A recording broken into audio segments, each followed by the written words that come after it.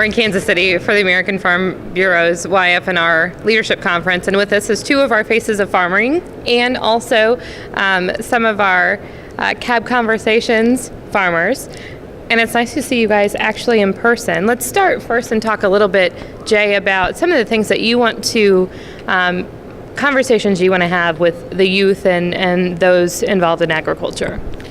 You know, first of all, I mean, we have to thank young farmers and ranchers, that at least have me and Carla come out and be able to share our side of the story and explain to people in the ag world what we do as far as advocating goes. I think it's really important that we learn as producers to listen to the other side of the fence. A lot of times it's easy for us to lash out and try to tell people what we think is correct. But before we can go out and try to change somebody's, mind or opinion, I think it's important that we listen to their side before we're quick to act. Carla, what are some of the things that you've learned in some of the conversations maybe that you've had over the last year that you can help relate and help these young farmers and ranchers relate their message to consumers? Part of what I really learned is what people care the most about is the food aspect of it. When I first started, I thought that the most interesting part to me was our day-to-day life. And while people are interested in that part of it, they really want to know about the food aspect of it. And so now I tie more the farming into the food so they can see how it matters to them most. And part of being here with all the young people is they know even more than any of the people who've been farming for years and years and years, what people are saying on social media and what people are saying in popular culture. And so that gives them a different way to talk to people. When we talk about the food and the conversation, what are some of the ways the conversation has changed? Maybe for you, with the consumer, you mentioned talking about the food, but what aspects of food are they curious about, especially with your farm?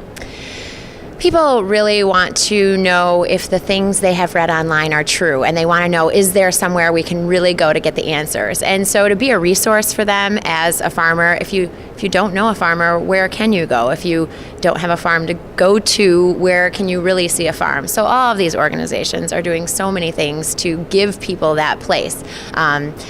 U.S. Farmers and Ranchers Alliance, Farm Bureau, they all go to great lengths to make sure that they are a resource for people and reach out as much as they can. Jay, you're fairly active. I say that loosely on social media. When you look at some of the conversations and some of the things that you've posted or you've shared from your farm, how is that engaged and maybe some of the conversations that you've had in the last year or so through the Faces of Farming program? Well, it's easy when you talk to a wide variety of people and try to identify what stands out and what speaks to people. I'm not a fluid writer. But I do think that I have a little bit of an eye to take a picture. And so finding a picture, finding something to take a picture of, such as a lettuce harvest or pecan harvest or things of that nature, it brings people, just like Carla said, it brings people to the farm. Even though it's on their cell phone or in front of a computer screen, it still brings somebody out to your farm and gives them a small taste, pun intended, of what we're doing.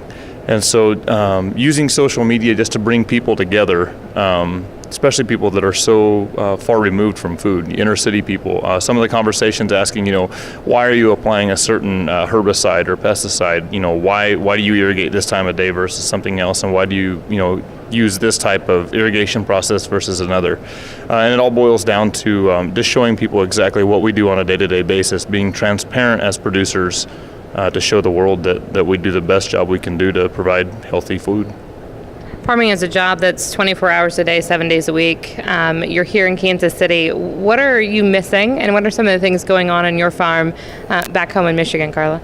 It was 3 degrees when I left this morning, so coming to 18 degrees seemed really great. Now, we have a fantastic team of people on our farm, and my husband it's the load of the work and loves it because we love farming and we love our lifestyle. And so what we're doing now mainly is we do all our calving in the summer, so we don't have any calves during the winter. So this is a slower period, but the cows, all 400 of them, still have to get milk 3 times a day. And so basically we're trying to keep everything from freezing.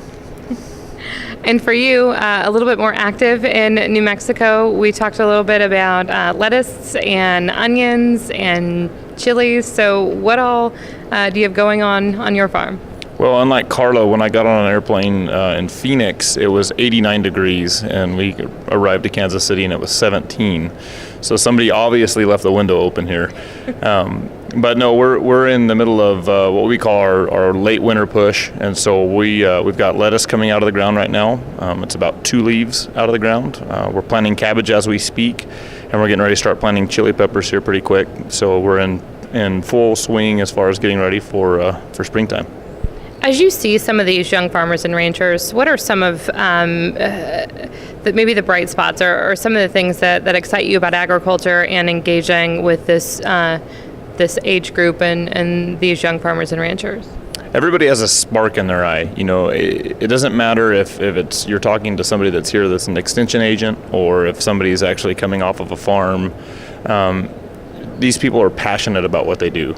And you can tell in just talking to them, they're proud of their operations, they're proud of who they work with, and that's one thing that speaks volumes. Everybody here has a passion for what they do. Carla, and what do you think, I guess one last question for you, what do you want to see this group and these young farmers and ranchers take from this conference and maybe go back to implement in their lives or their farm bureaus?